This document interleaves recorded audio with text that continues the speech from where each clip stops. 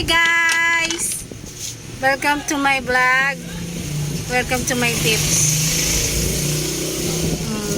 Ang pag-uusapan natin paano ba i-withdraw yung ating kita. Halimbawa, nagla-live ka sa TikTok. Paano natin i-withdraw yan? Yan, paano? Paano ba i-withdraw yan? Yung balance na yan, saan makikita? Paano withdrawin?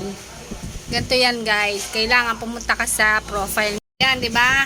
Yang guhit na yan, naka-arrow na yan. Kailangan yan, pumunta ka dyan.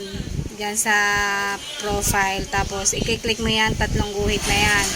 Kapag nandiyan ka na, syempre, makikita mo doon sa baba. May makikita ka sa bababa. I-click mo yun, guys.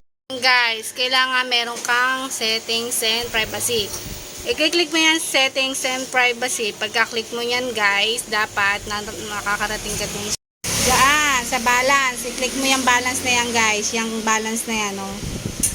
I-click mo yung balance na yan. Pagka-click mo ng balance, ito makikita mo. Saan ka mapupunta sa live rewards? Ayan yung pera mo, oh.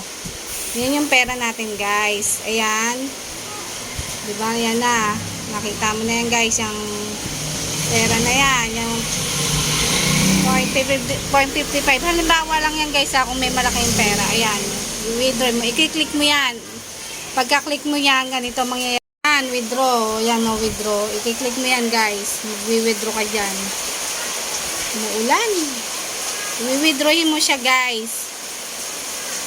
Pag-withdraw nyan, mapupunta ka sa dyan. Mapupunta ka sa PayPal. Dalawa yung optional. Kasi mag-choose method ka kung anong payment method ang gagamitin mo, guys. Ayan. Kailangan yan. Kailangan, bago ka mag-withdraw, meron ka ng PayPal. Yung PayPal, Gmail ang ginagamit doon, guys. Yung Gmail. Tapos, PayPal to Gcash. Mawi-withdraw nyo yung, guys. Kailangan may PayPal ka. Importante yun. Kasi kung nagamit ko yung PayPal, PayPal to Gcash. Kaya na-withdraw ko yung pera ko sa meron akong nakuha pera sa bigay ng PayPal. Nakuha ko yun. Malaking bagay kapag may PayPal ka. Tapos, ililink mo sa Gcash. Tapos, after nya, yan guys, withdrawin mo na siya, yung all. Click mo yung all. Pagka may available siya.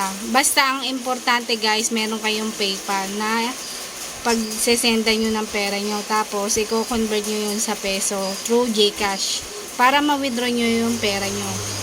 Yun lang, guys. Yun lang yung alam kong paraan para maka-withdraw ng pera sa TikTok yung live nyo. Pag nag-ano kayo, kung may malaki kayong pera. Hope may natutunan kayo sa akin, and don't forget to subscribe my channel. God bless. Salamat po. Yun lang.